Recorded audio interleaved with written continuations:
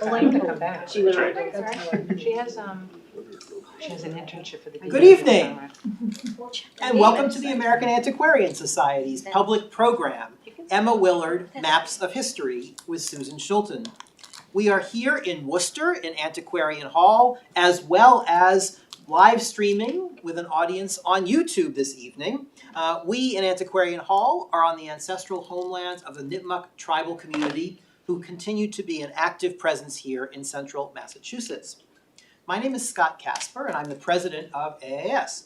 We have some newcomers here this evening, both I think in the room and also on YouTube, so I'll just say a few words about what we do here.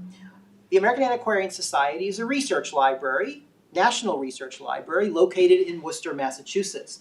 We cultivate a deeper understanding of the American past, grounded in the printed and manuscript sources we've been collecting since 1812. Those sources, relevant to tonight's program, include approximately 10,000 maps, as well as atlases and other books containing maps. The American Antiquarian Society also sponsors a broad range of programs and welcomes scholars and non-academics from around the world, around the country, and right here in our own town to come and use our collections, to do research in our collections, as well as on our digitized materials. We thank you for joining us this evening, and as a nonprofit organization, we welcome any support you can provide to help keep this work going. Thank you. And now it is a pleasure to introduce our speaker this evening, Susan Schulten. And by introducing her, I want to ask you to think about this question. When was the last time you read a map? And why did you read that map?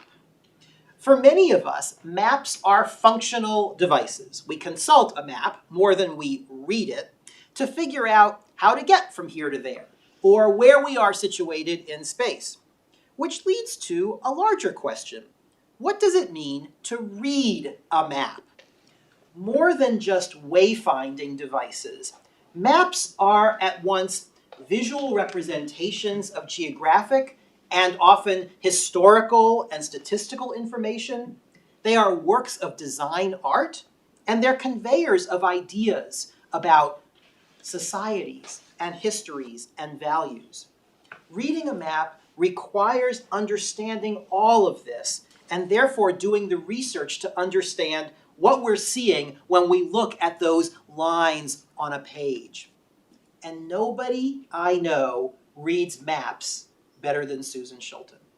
She is Distinguished University Professor of History at the University of Denver, and over her career, she has won several of the most prestigious fellowships awarded to scholars, including a Guggenheim Foundation Fellowship in 2010 and a Public Scholar Fellowship from the National Endowment for the Humanities in 2015. More to our purposes tonight, Susan Schulten has studied maps throughout her career and has written, so far, 4 books about them.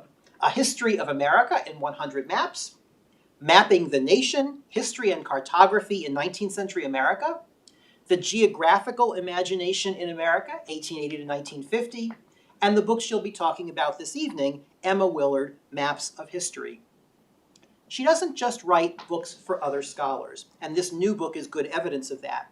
From 2010 to 2015, on the 150th anniversary of the Civil War, she wrote a series of 19 articles for the New York Times for its ongoing series Disunion, explaining how Americans of the Civil War era and since used maps to make sense of their world. And that's what Susan Schulten does brilliantly, as you are about to see. Susan, welcome back to the American Antiquarian Society.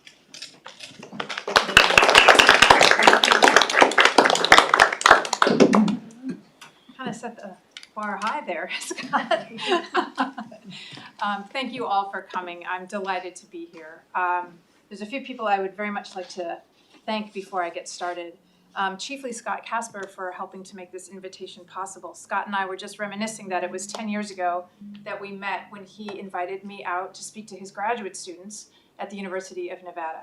And I spent one of the most delightful afternoons of my career as an educator exchanging notes with his students in this incredible free-form conversation. And I have always remembered that and have been grateful for that opportunity.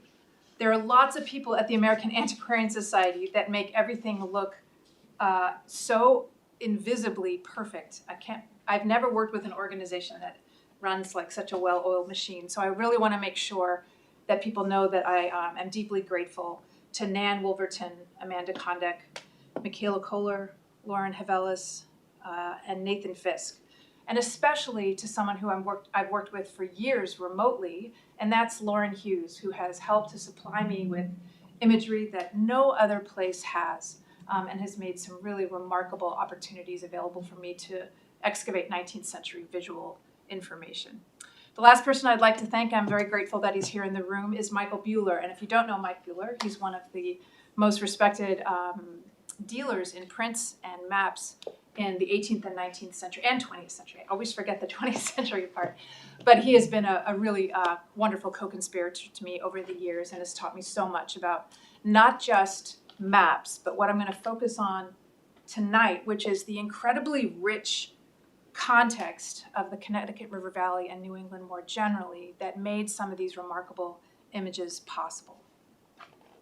And so with that, I'd like to draw your attention back to the deepest and darkest days of the pandemic, which I don't know about you, but those were pretty anxiety-filled days for me in the middle months of 2020. And in that time, I got a phone call from someone named R.J. Andrews. And R.J. Andrews is a graphic designer, an innovator, an information genius who lives in San Francisco, and he had an idea.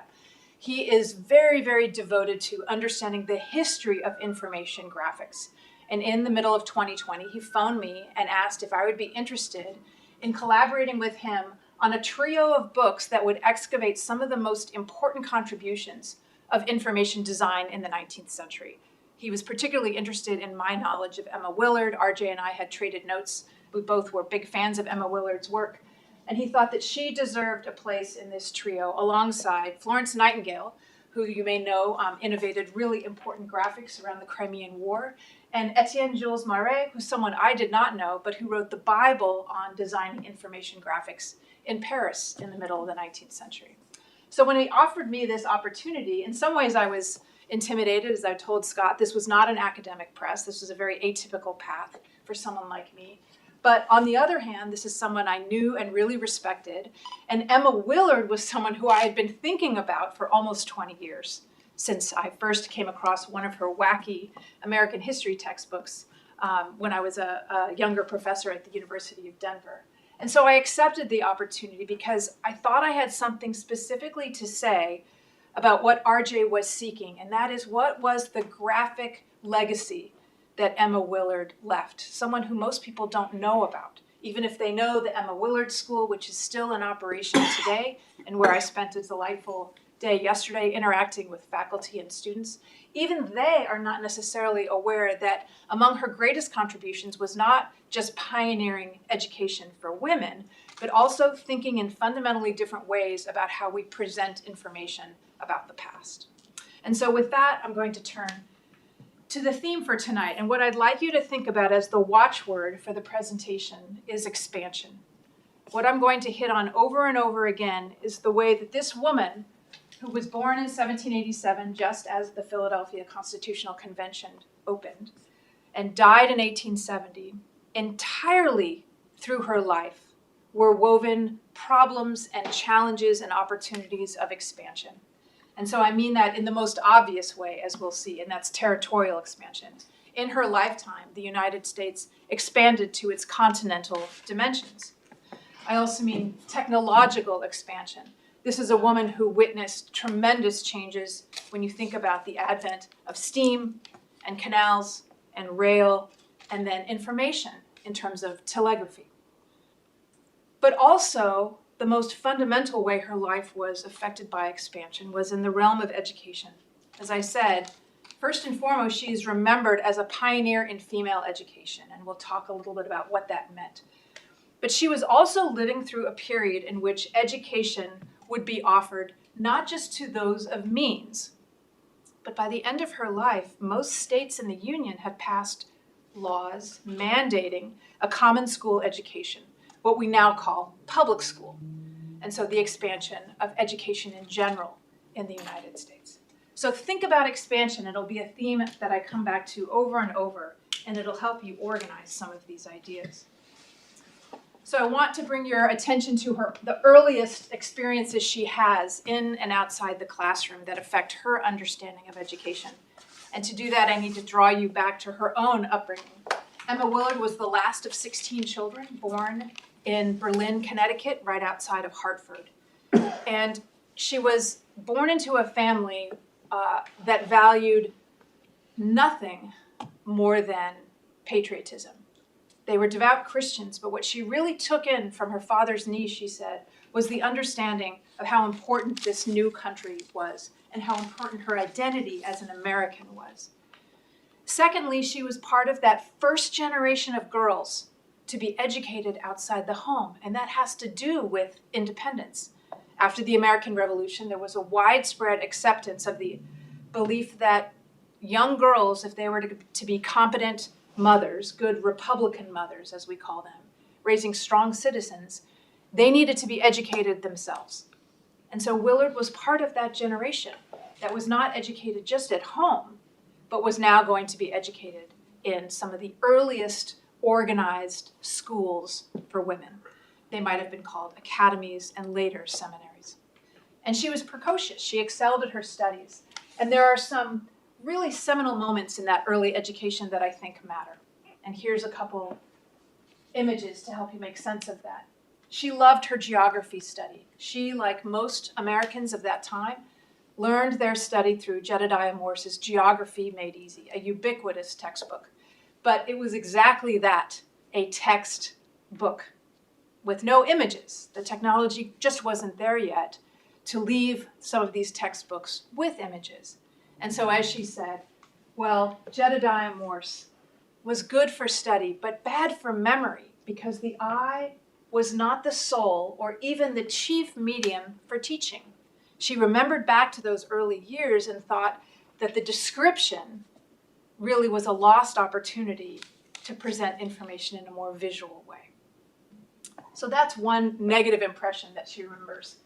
Another is something that she had to be more careful about navigating because she herself becomes an educator. And that is, she had pretty strong words for what passed for female education in the earliest part of the 19th century. And she was educated at some of these girls' schools, what we might now call finishing schools, where most of the education focused on what she called ornamental accomplishment.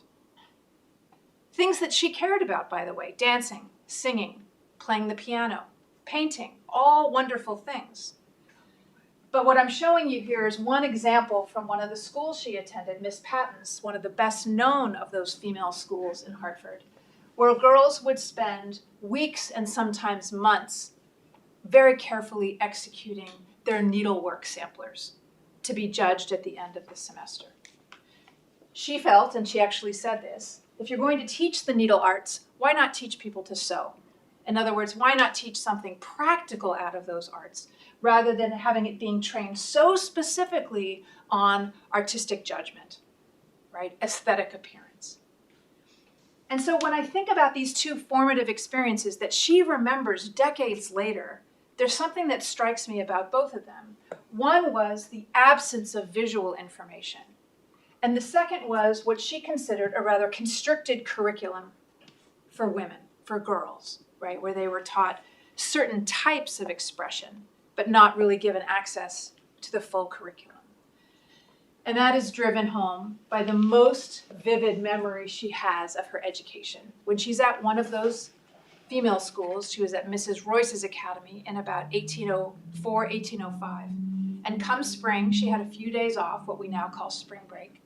And she visited a local member of their family in Hartford, a well-to-do, certainly a family that was better off than her family was, with a large library.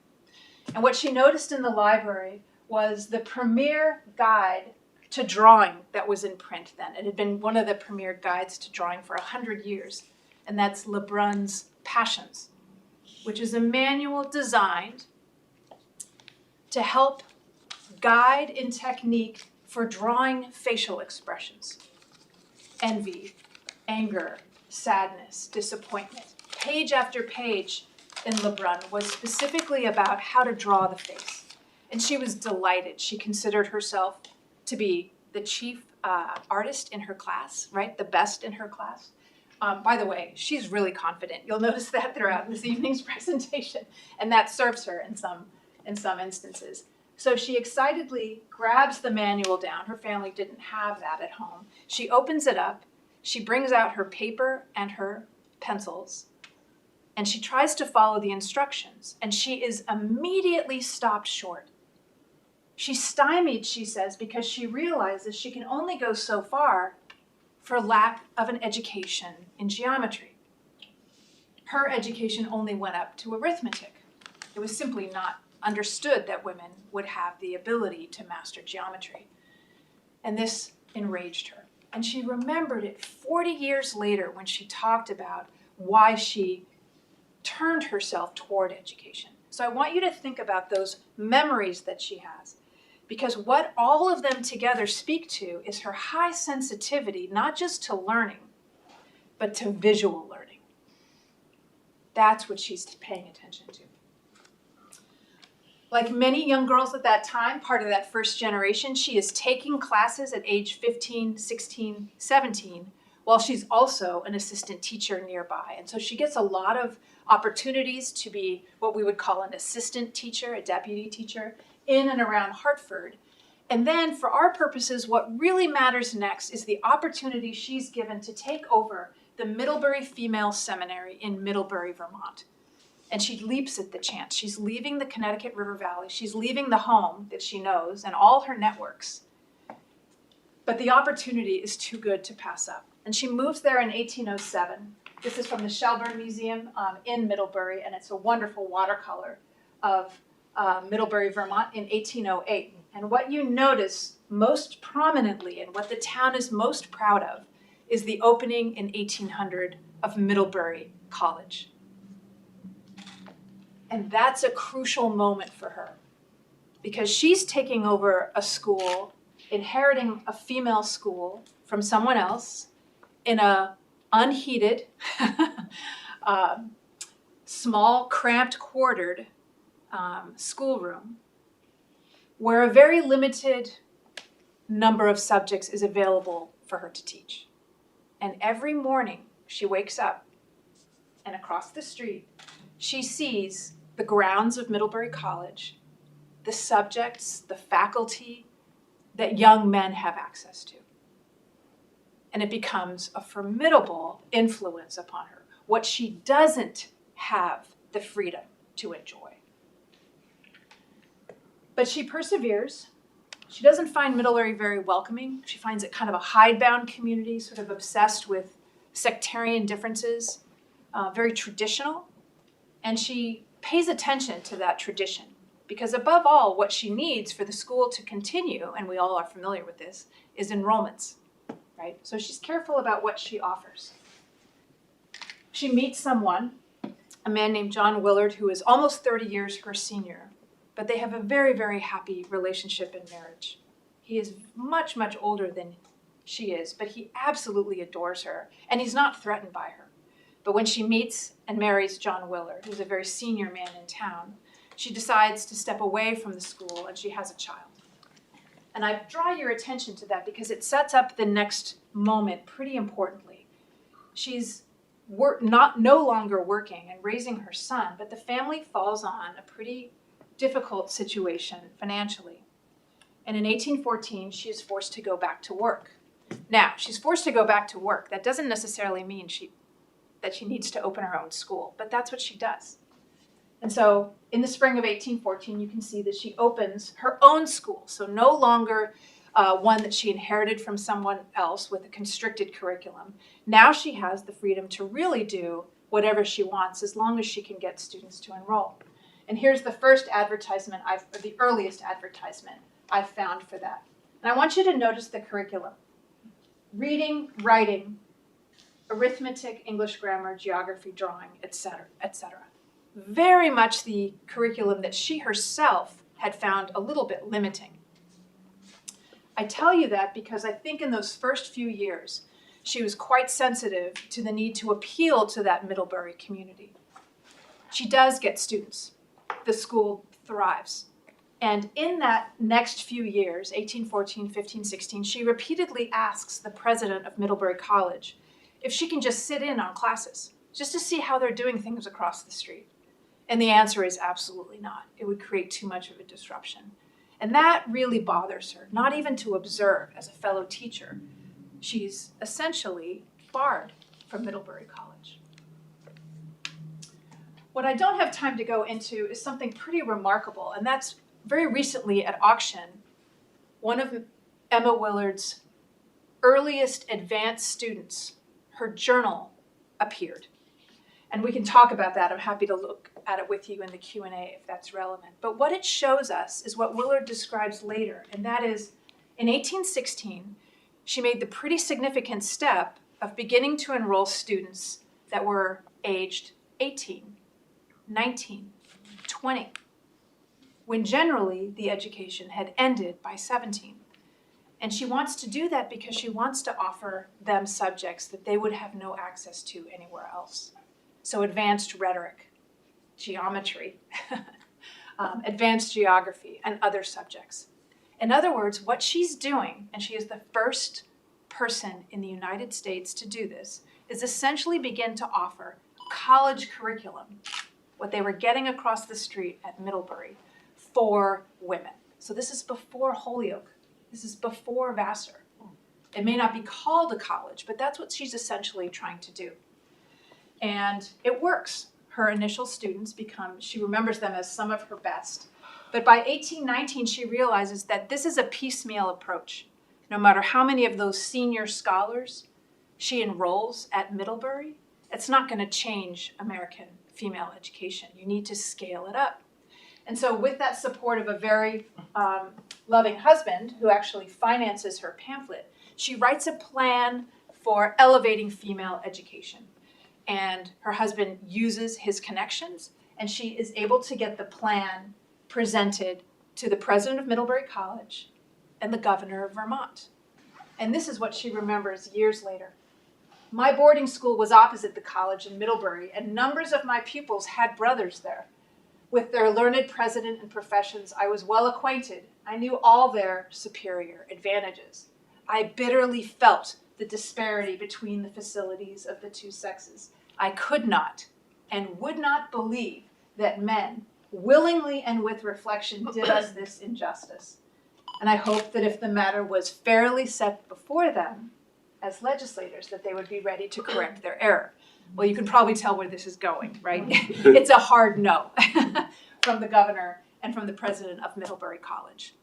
And that's a breaking point for her.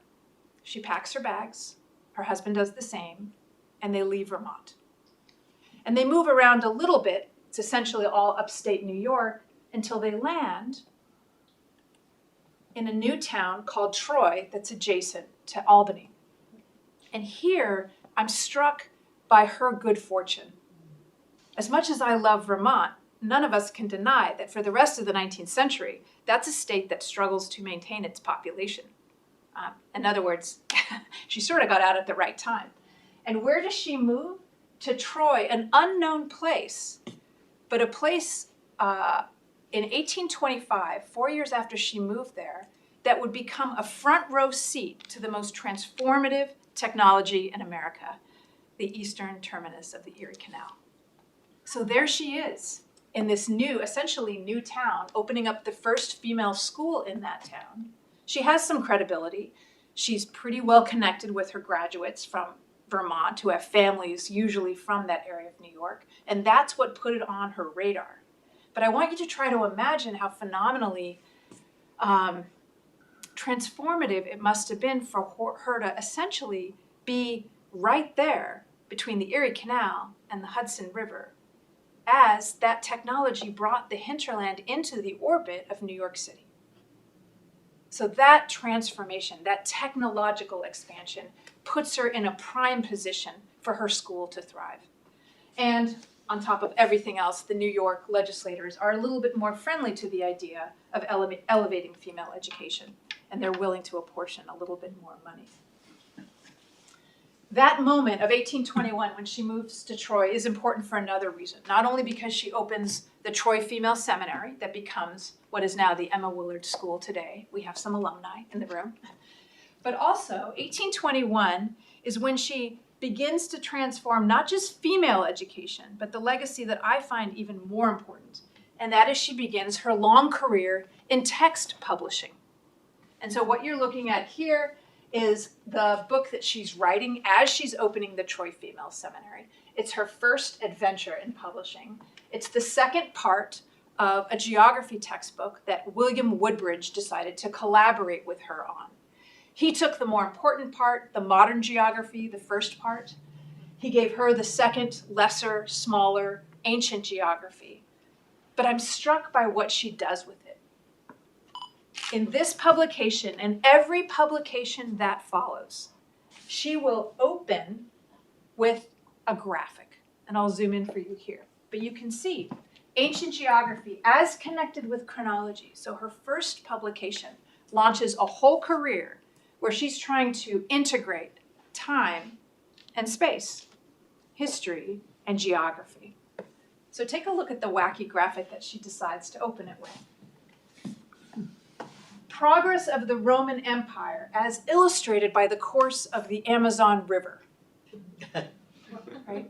It's a bizarre conceit. But what she's essentially trying to show you is the big picture. If you think about ancient history and the growth of the Roman Empire, essentially like the River Amazon, which subsumes smaller tributaries in the same way that the Roman Empire subsumed smaller civilizations, you can see through time, from 700 BC to 100 AD, the big picture. And her idea was, if a student can see that picture, they will have a much easier time assimilating the information that follows. So I'm going to show you pretty swiftly here to keep us on time some of the things that follow. All of them try to let's say, capture or collapse somehow, change over time on a single image. So here we have the final page from her ancient atlas, where she adapts an existing map. This is not original to her. She's trying to show hundreds of years of what she calls the barbarian migrations, the barbarian invasions in Europe, on a single image.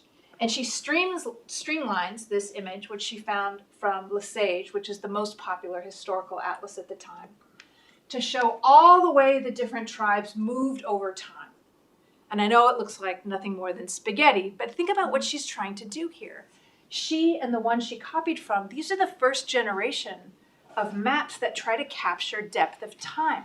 This was a new enterprise for a map as such, and it launches a really, really fertile period of historical mapping. So this is the last page of her ancient atlas in 27, and in 1828, what Mike and I consider perhaps to be her most important publication, her series of maps. Most important because I believe this is the first historical atlas of the United States, right? And she's publishing in series maps that capture the eras of the United States. She's taken the exact same technique to show us what she calls Aboriginal Wandering, the hundreds of years of indigenous activity prior to the arrival of Europeans. Now, make no mistake, she is fully of her time. She thought that history began with the arrival of Columbus. And so this is not map one, this is the introductory map, if you will. So she's already placed Native Americans in a kind of prehistorical period. And that was absolutely typical of that time, which is why the study of natives fell under what was then emerging as anthropology, as opposed to history. So she's typical insofar as she has those prejudices. But I'm struck by how she's trying to show migration, and migration not in 5 or 10 years, but over hundreds of years. What's also fascinating about this series of maps is that it grew directly out of her classroom practices. What she does at Troy is have every one of her female pupils assigned a 2x2 slate where to master American history, they could show her that they could draw the most important events of any particular era. And so that practice formed the basis of what became her historical atlas. So here you have the second map, and the vignettes in the upper left kind of signal the most important moments. Here we have the Pilgrims landing at Plymouth in 1620, and she's using color and iconography to show the furious, right? Let's see, battle of wits, battle of strength between the imperial powers and their competing claims along the Atlantic. And I was struck that, especially given our conversation today, she's even identified, and she elaborates on this in her companion textbook, the first arrival of Africans that begin to seed the practice of enslavement in the Chesapeake. So she's attuned to all of these things, and she uses moments like that, explorers' arrival, or the birth of slavery, or colonial patents, to put in students' minds the furniture that will become the kind of foundation for the history of time. This was one of the images that the Willard School dug up for me at the last minute that we could include in the book, and I absolutely love it. It's undated, but this is exactly the crowd that could help me date it, but we're guessing plus or minus 10 years around 1830. But it's the interior of the Troy Female Seminary at their recitation room. So I want you to remember that the gold standard in the 19th century for demonstrating mastery was recitation. Right? Memory was the thing that everybody was after in the first half of the 19th century. And you can see the young girls here reciting their lessons. But I also want you to notice how Willard is going to get to that mastery. Look at how deeply visual the room is, how much she incorporates artwork. She's particularly interested, going back to that Lebrun manual, she's interested in mastering visual perspective, which is why she often has her students draw nature. And I want you to look at what she says years later about why visual education is so important. The eye is the only medium of permanent impression, she writes. Mere straight lines not wrought into a picture are unattractive. And here she's taking direct aim at the fad of that moment, the timeline. The young do not feel any wish to look at them, and they carry away no distinct impression. A timeline simply chops time up in a homogeneous way. There's nothing interesting about it. Like a succession of monotonous sounds which no one remembers, unlike the arrangement of sounds in tunes or lines in pictures, which are attended to with pleasure and easily remembered. So she's not just interested in a visual education, but that visual needs to be pictorial. It has to leave or evoke a picture in the mind. But she thinks that all that great work she did with atlases was limited. There's only so far that a map can represent time. And so what you see after the 1820s is her beginning to flirt with very, very different representations of time. And the first and the most important of these is in 1835, when she issues a new atlas to accompany her universal history, and which simply means a world history. And buckle up. This may make you dizzy. But here's the centerpiece of that atlas. And I'll zoom in so we can try to make sense of it. That's one that we don't actually have here, but I have it reproduced in the book, so you'll be able to zoom in. It's her stream of time. And it does make you dizzy. But here's what's going on. You've got creation at the top, and then history is divided into three pieces: ancient, middle, and modern.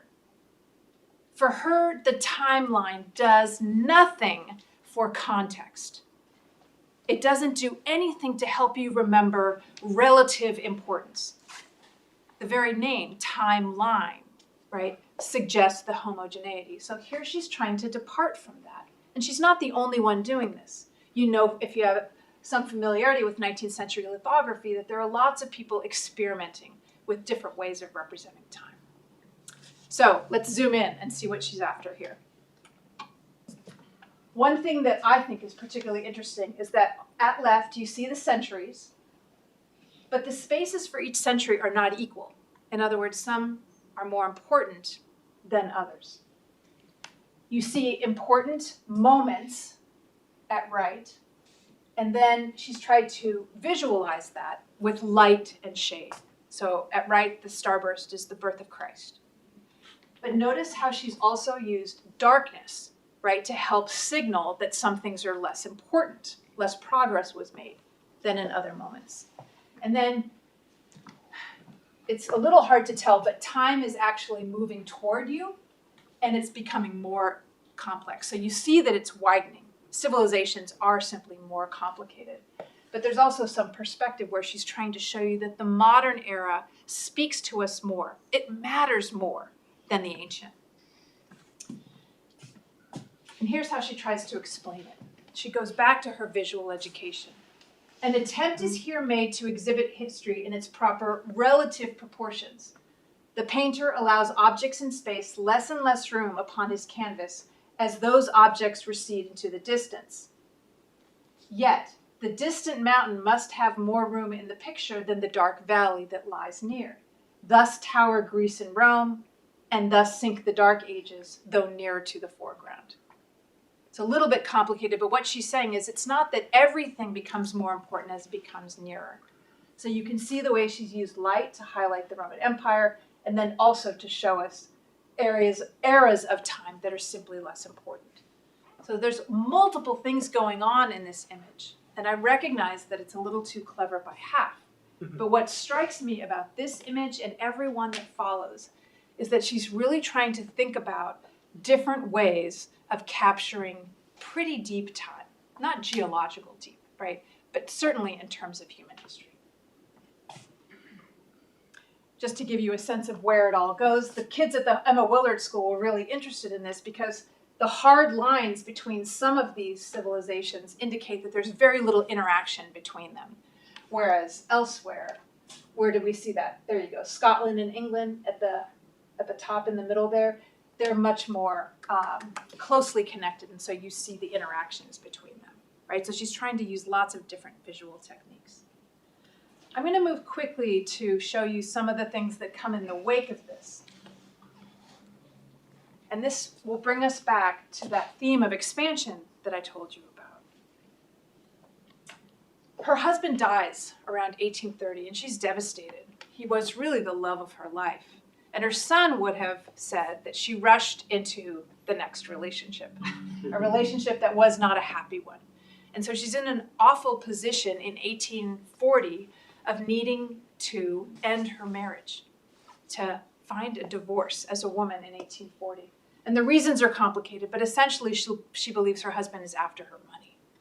And so she makes a very difficult decision to leave the Emma Willard School, which was thriving at that time, to move to Connecticut, where she had deeper connections and where liberal divorce laws were a little bit more liberal. And a crucial thing happens while she's there. She's put in charge of a new common school system in Kensington, near Hartford. So she's back in the classroom, but not in the Troy Female Seminary, small class size women of means. She's in one of the new, larger public school classrooms. And she realizes that the future of education is going to look very, very different. And so she makes a couple decisions that to me are really significant. One is that she takes her pretty well-selling American history textbook and abridges it. She makes it shorter, more easily digestible, and with images throughout, illustrations throughout, to help a broader cross-section of American school children understand their history. And she doubles down on graphics. So like all the textbooks that she publishes, it opens with an image. And this one is even more complicated than the last one in some ways. It may be less detailed, but history is a tree. She calls this her tree of time. And it's a little bit complicated because time moves like a clock. So it's not a tree that goes outward, but a tree that goes left to right. But what she's again trying to do is simply fix a picture in the student's mind that allows them to encompass all of American history, from the seminal moment of the arrival of Columbus into our own time of 1841, from the very peaceful welcoming Vignette here we have of Native Americans welcoming colonists to the bustling industrial era of her own time. She uses that to try to help students think about the large themes in American history that they can then use the textbook to explore the detail. My favorite discovery in the midst of this project was finding the Tree of Time on rollers in the David Rumsey collection. At first I didn't think much about it, but it's 1845. It's exactly the moment when she realizes that the future of education is a classroom like this. Not 8 students with slates on their laps, but a class of 30 or 40 where the students don't have the textbook possibly. And so she begins to insist that all her graphics be issued in a large format suitable for hanging on a wall. And I don't know about all of you, but when I was in school in the 70s and 80s, I simply assumed that there had always been maps on the walls. They certainly looked that way in my high school. But of course, they're an invention of the public school system in the 1830s and 40s. That's why, probably most, if you have any of those wall maps in your collection, they date from that era, when teachers are trying to demonstrate to a large group. And so indeed, she issues her Tree of Time on rollers, but with also a teacher's guide and a pointer, right? What we're talking about is a new era of American education. Is that my cue? No. Anyway, back to the Tree of Time. One thing that she notices is that the stream of time, which she thought would be so transformative for American education, is not particularly selling well. As much as she tries to hawk it with her former students, she goes to different female seminaries, it doesn't seem to be catching on. And she realizes that it's got a little too much detail, and the detail that she really needs is not there, and that's depth, visual depth. She comes back over and over to this concept of perspective. And that's what inspires her to make what she thinks is her most profound and lasting contribution to American historical education, the Temple of Time. The American Antiquarian Society has a copy. You can see it up here. It is also, it went somewhere, it's not here. Oh, yes. It is also something that my publisher insisted that we include with the book as your sort of Cracker Jack toy. So you get a full copy of the Temple of Time in its original incarnation. And I'll just tell you a little bit about what she had in mind here. It's incredibly complicated, but the conceit is actually quite interesting and modern, and it is interactive. The idea was that a student would see this in the classroom, but then go and draw her or his own blank Temple of Time that would do the following. First, you may notice that the stream is now the floorwork, where time is moving toward you. The columns are centuries moving toward you. They are marked with the most important leaders in any given century. And then a nice addition is biographical. She's identified different categories of important people, and the students are to learn about them and then plot them where they belong in their category and in their chronological era. Like I said, it's complicated. But I want you to think about what lies behind this. And that's the idea that a map is simply a conceit. The content may be spatial, but you could map anything. In other words, this is her effort to map time. And I know we're short on time, but I wanted to draw your attention to how she's talking about it, because part of me feels as though this is incredibly forward-thinking and even postmodern. In a map, countries that are made up of plains, mountains, seas, etc., are represented by something that is completely unlike them.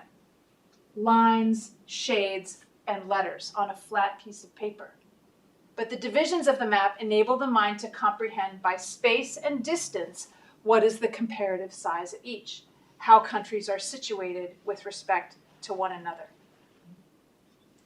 It is as scientific and intelligible to represent time by space as it is to represent space by space, right? And when this map of time was completed, I was satisfied that my 30 years' work was done. Or as she brags privately to her best friend, in history, I have invented the map. Right? As I said, this is a woman with an incredibly healthy ego and very, very ambitious. But you can see how she's trying to compete in the marketplace. She's branding the map, invented by Emma Willard. And that's part, again, of that expansion theme. When she started, there weren't textbook publishers as such. There were a few textbooks, but to say that there was competition in the market would be a lie. By the time she is one of the most influential and best-selling textbook authors in the 40s, 50s, and 60s, the competition is fierce, all the more so because copyright law has not evolved in the way that we understand it today. And so for the rest of the time, I want to just talk a little bit about her legacy. And in some ways, her greatest legacy is one of her most modest maps. And I need to be swift here, so I'll just move quickly. The most important event of her life to that point was the U.S. war against Mexico in 1846, 47, and 48. She is thrilled by the acquisitions of Western territory as a result of this victory. She is not just a patriot, she borders on jingoistic in terms of her belief in manifest destiny. And so her publisher urges her to write very quickly, to get it out there, to get it on the shelves, a history of the war. And she writes several of them. I think we have one of them up here, Last Leaves. Yeah, Amanda? Thank you. Yeah. And so what's fascinating to me is that not only does she do that, she immediately, in 52, translates her American history into Spanish. Because as she puts it, and I'm paraphrasing, we need to educate our newest citizens in the Southwest about how fortunate they are to be part of this country and what a rich history this nation has. Like I said, I think one of her most lasting and important legacies comes from this moment. It's also one of her most modest. Mappa de los Estados Unidos de America, divided historically and chronologically into 8 parts. So before it's even published in English, she includes as the frontispiece to her Last Leaves of American History for Spanish-speaking Americans, a visual narrative of this great country. This is a map that we have in our own time deeply interrogated. We now don't take for granted any of the additions of land that became the continental United States. In the next year, it is published in English. So I just wanted to show you how, again, she's opening with the graphic. But I want you to just linger on this for a second. First, it is her who innovates this, I would say, designed understanding of American territorial expansion into 8 parts, 8 clean parts, free of complication, of violence, of confusion, of border contestation. In other words, it's all been sort of neatly presented to us almost as a foreordained outcome. If you look at any American history textbook from the 1870s until our own time, you will find a version of this map. Like I said, it may be much more interrogated now, but the basic presumption is still there, that American history moves in pieces westward until it is fulfilled on the Pacific coast. Now to close, I want to show you one of the greatest things out of the American Antiquarian Society's collection. And I know it doesn't look very dramatic, but Nathan Fisk, they're doing our tech in the back, very kindly scanned this for us at the 11th hour. And it is just one page of Emma Willard's publisher's catalog in 1857, when she's at the peak of her, I would say, publishing influence. And I want you to notice, like I said, how much the industry had changed. To imagine a graphic like this, a catalog like this in 1800, it simply wouldn't exist, right? But here we are, on the eve of the American Civil War, when she really is at the peak of her powers. And he devotes an entire section to her work, right? Every single one of those publications is either explicitly or entirely graphic. And so I submit to you that part of her legacy, even though in the post-war period her influence wanes, part of her legacy is to foreground the way in which she absolutely believes that learning happens visually. Right? It's also to highlight how much, like I said at the outset, had changed from the time she, as one of the first girls to be educated outside the home, entered American schooling, and the industry around common schools that had fully arrived by the eve of the American Civil War.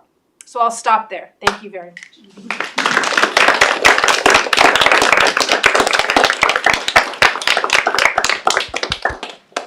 Thank you so much, Susan. That was marvelous. And we have some time for questions. We'll take questions in the room. Amanda will also be taking questions from our YouTube audience. So if you have a question in the room, please raise your hand. I will bring the mic over to you, and you please use the mic.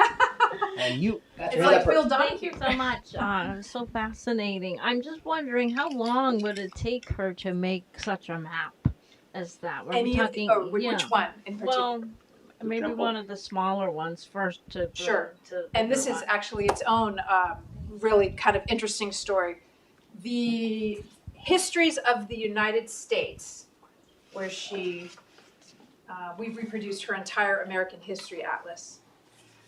These were somewhat easy for her because she had been doing them in the classroom for so many years. She says, I started that practice in 1822. And so it comes out in 28. So she kind of knows what she wants to do. She doesn't draw these herself. She designs them. But this is her first publisher, not Barnes. Gallagher and White hires an engraver to make the actual maps. So she submits the drawings, and the engraver does that. Another thing that's interesting is that some of her later atlases, she has students help her. Right, so she's very, very confident about her students. She often puts them into positions of great influence, like when she was superintendent of the Kensington schools. So she relies on her students, not just to help her with the maps, with her designs, but also to write the text. Right. Yes, for her, the action is the graphics, less so the textbooks. Right. Something like this took her many more years. Right? She argues that she's thinking about the stream of time and the temple erected over it for, gosh, if you put it all together, 10 years, from the early 1830s, when she's noodling around with how do you get beyond the timeline, to the actual execution of the temple, which is 1846. But she does, I'll show you what, she does the same for English history. One of the great things in this research is that we found an unrecorded temple of time. She was in love with English history. It was what her family kind of raised her on. It's in the Library Company of Philadelphia. And then, Mike, we were talking about this. There's one more that was unpublished, and that's her ancient temple of time. So she really is sold on the premise. But I've got to be honest, I don't see a lot of people ripping her off. So I'm not sure others had the same level of confidence in that graphic that she did. But what's fascinating to me is the thought behind it. I understand the printing press was used for the printing, but those engravings, was that technology, was that advanced back then to get, was that acid on copper for making the plates? The earliest ones are... Did you ever see anybody ever preserve those plates anywhere? Well, that's a pretty interesting story. The plates that were used for the series of maps, and Mike, you've sold an 1828 and an 1831 series, those plates were destroyed in a fire. Yeah, I know. So subsequently what she did was to simplify them, and you can see they become pages in the textbook. She's also trying to be more savvy because she doesn't think people will buy a separate atlas. So as textbooks are becoming cheaper and more competitive, she's simplifying the maps and putting them in the text itself. So how were they embossed? The color? How did they get the color into Oh, the it? color, the ones, if you noticed way back, the ones that I really noticed here, let's see, sorry, I'm going way back. These are hand colored. So every edition that you see of the American Historical Atlas, so Library of Congress has one, Mike has sold a couple, David Rumsey has one. So The that was a American trade itself. Those are hand colored. So they had about 1,000 copies. There was 1,000 colors. Yes. 1,000 individually. That's exactly right. So her students could do that. Yes, more likely it was the publisher. Mike, I don't know if you want to weigh in, and probably not her students, but not to put you on the spot. I don't have it. That's a question I don't have an answer to. It's possibly both. And I can't comment on how Willard's productions were priced and sold, but there is a long track record of publishers, of map publishers and atlas publishers offering options. That's right. You can have the atlas unbound in sheets uncolored, unbound in sheets colored, bound in paper boards. They would offer a range of options. So whether that was the case here, I just can't say. Yeah. Whether some were left uncolored so students could color them as part of the educational exercise. That's possible too. Excuse me. It's one area where women actually found quite a lot of work in the 19th century was as map colorists. So independent of her students, but that was a common occupation for female map makers. We have a question from YouTube. Yes, so in the catalog, her books are some of the most expensive. Is it because of the graphics and cost of the engravings? Great catch. Yes, absolutely. Most of the other things that Barnes offered, there we go, were straight up texts. So you see the map textbooks here, the English readers here. So yes, it was complicated. There's some wonderful letters back and forth with Barnes to Willard, and they really tussle over getting things out on time and her not making more elaborate changes. So she is really devoted to the level of detail in this, and he is really uncomfortable with what it's going to mean in terms of cost. And they go back and forth about that. Is that like Barnes and Barnes and Noble? No, different Barnes. Yeah. I wish we had more of those letters. That would have been really gold for me, right, to see the mechanics and the competition around publishing. Because one thing I alluded to it, but I didn't tell you much about is that the competition is so stiff that she spends much of her time in the 40s and 50s fending off accusations of plagiarism and making accusations of plagiarism by others. So that this is and she's the only woman in this space. And so there's some pretty ugly pamphlets that go back and forth. I'm sure you actually have them here. Yes, sure. Yes, she and Marcius Wilson, who's another visual historian of the United States. They trade barbs for years. They're both after the Ohio market, it turns out, because Ohio is an early adopter of the common school movement. Were there other hang on. Oh, I'm sorry. Yeah. Yeah, Mark Twain was also a publisher besides a writer, and he did a lot with woodcuts. He also did a lot with suing people for copyright infringement. And I wish I had more information on it.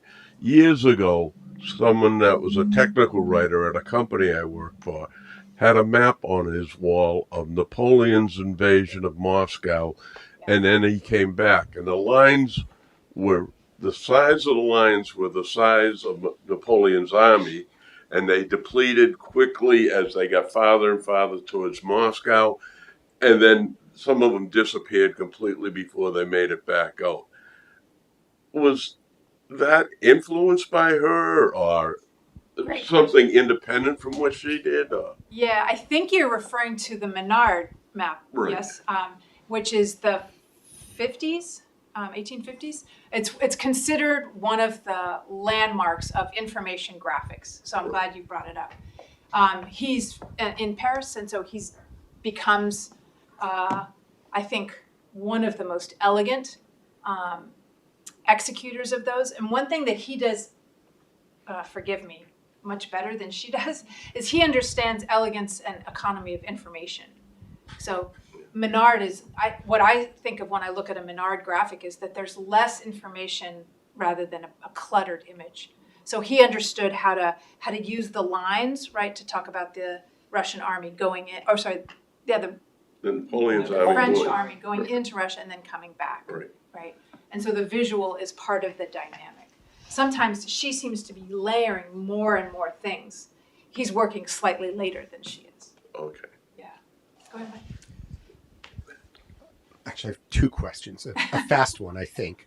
Regarding the plagiarism issue, you know, to my knowledge, at least, the first designer, for lack of a better word, to use the River of Time model would have been Friedrich Strauss in the 1800s, I think. Yes. Did she ever acknowledge him or any intermediaries as sources for that image? Great question. I think she is certainly aware that others are using trees, streams, temples, right? That these are metaphors that other people have used to represent time. She's not necessarily claiming originality in the metaphor dimension. She's claiming originality in terms of her specific innovations. But she had to have seen Strauss and the others that were trafficking, because it's precisely the 10 years before she's beginning to go in that direction. Yes. The longer question is, I'm just struck by her kind of habits of thought. On the one hand, she clearly has a deeply critical mind. I mean, she saw, you know, she was able to sort of diagnose the differences between education afforded to men and women, and not only that, but do something about it, which is remarkable. She's able to diagnose at least what she saw as deficiencies in educational styles and approaches and methods. On the other hand, just looking at these graphics, as I have over the years and listening to you today, there's so much about her work that just comes across as so conventional. In terms of the goal of memorization? No, I'm sorry, I should be clear. Just in her interpretation of her read on American history. Oh, absolutely. No, and I think that's fair. And I'm just curious, did she bring her, because she did have this capacity for critical insight, did she bring that to any extent to her understanding of American history? That's a tough one, and I want to be candid here. I've given you some sense of her view of Indigenous Americans. The ugliest thing I've ever read by her is actually in the textbook, where she calls the disease that was brought providential. In other words, the dying off of Native Americans in the 16th and 17th century, in her view, cleared the way for Anglo-Americans. She's conventional in other ways. She is deeply, deeply devoted to the idea that women can learn any subject that men can. She masters Euclid on her own, and she brags about that for the rest of her life. She is also absolutely opposed to women's suffrage. Yeah. Elizabeth Cady Stanton was her student. They do not see eye to eye on this. And that strikes me as fairly understandable in the 19th century. That her view was women have the intellectual capacity. That doesn't mean their roles will be different. And I know that rubs us the wrong way, but it is very much in tune with lots of mainstream ideas in the 19th century, right? Voting is just not something that we necessarily want to get involved with. Slavery is another tough one, right? And we talked about this at dinner. She does not advocate slavery. She is not proud of it. She sees it as something that we unfortunately inherited. And her unionism is so strong that she blames abolitionists for stirring up trouble in the 1850s and 60s. By the end of the American Civil War, she has changed her tune. She absolutely believes that Southern slaveholders pushed the crisis. But leading up to that, she thinks that it can all be solved through compromise. Compromise, of course, that leaves some people on top and some people at the bottom. So she's very complicated. And I do think conventional is fair. It's a fair assessment if we think about someone who is ardently expansionist, who believes in the heroes of the revolution. She was thrilled to meet Lafayette, who came to Troy twice. It's the second time to touch base with her. And she, to her, that was one of the proudest moments of her life, right? That the degree to which she identifies as a patriot, I think, helps to explain some of the things you're talking about. Yeah, she's complicated. To one more question from YouTube. Sure. So what kind of critical reception did Willard's River and Temple receive? River and Temple received. The River actually gets a fairly positive reception. I don't want to overstate this. I've probably read 5 reviews. I mean, there weren't that many educational journals in 1835. But yes, that is accepted. The Temple actually wins an award at the Crystal Palace exhibition in London. And boy, does she put that in her future marketing materials. She's extremely proud of that. What she's also often crowing about is after she writes every new edition of her textbook, she sends it to some pretty influential people like Henry Clay, right? Or William Seward, or Fremont's father-in-law, Benton, Thomas Hart Benton. And she uses their responses as plugs for her work, blurbs that we would call today. Yeah. But yes, generally she is a well-respected historian of the world and especially the United States. And the numbers bear that out. She's probably the 4th best-selling textbook author of the antebellum era. She can't touch Peter Parley or Samuel Goodrich, but she's in that next tier down, and by far the best-selling female author, if that's not too condescending a category. But no, this is how she makes her money. It's much more lucrative than the school, for sure. The retail price of those books compared to the retail price of those maps. Look at the books, $40, $50 to $80. No, Cents. cents. Oh. That's cents. All pennies. Inflation. Pennies. Yeah. Please join me in thanking Susan Schulten for this marvelous talk.